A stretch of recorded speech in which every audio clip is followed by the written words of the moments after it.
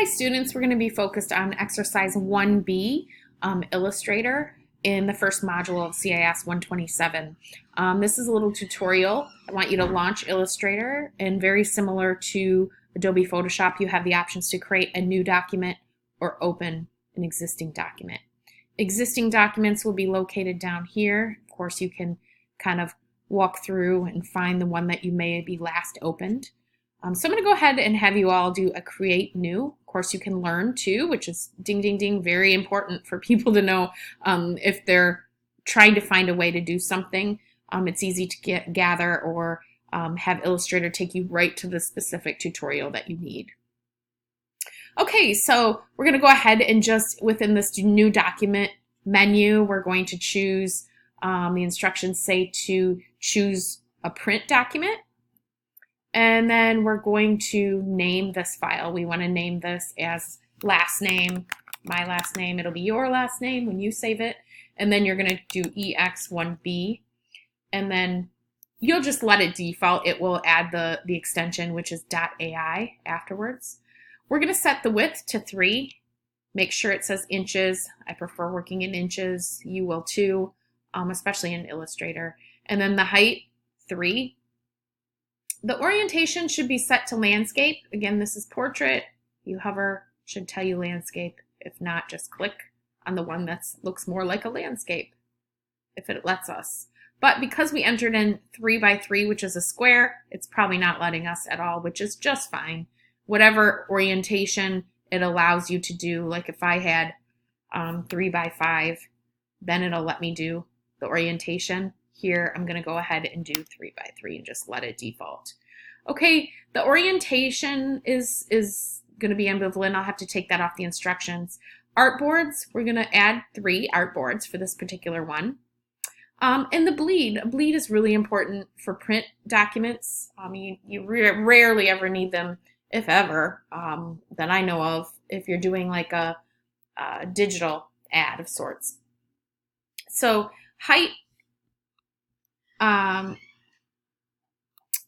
For the bleed, you want to make sure that this little link is here, and that will make each one of these the same, so you don't have to type it in 4 times. Standard bleed size is 0.125. Bleed is just an extra area off the trim edge of an artboard or a page that allows you to design, and so when it goes on the press, if it shifts just slightly, you won't have an image or something that's cut off. So it allows, it was created back when printing was the main source of publication and communication, and a bleed is safeguards against eliminating images that are supposed to bleed off the page. Okay, so it's kind of standard and it's in all of the programs, and the standard size is 0.125.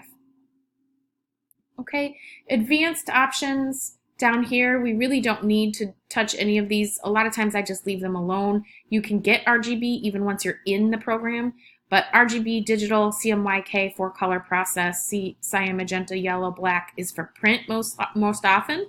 And resolution, of course, scalable graphics are always high res, so it's not that big of a deal. The raster effects, of course, if you're working with very little memory, maybe you switch that if you don't care and you're not doing any printing or duplication, mass printing that way. Okay, go ahead and say create. And you can see your 3 artboards with bleeds, just like we want. So go ahead and you want to save your document, do a file, save as. And then as you can see, it defaults to the AI up here, and then save it somewhere that you remember.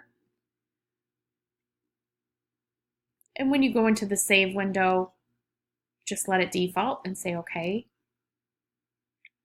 And I will see you in the next video. Remember that these files must be compressed to zip files and uploaded, and that might be right click on the PC and then send to archive zip.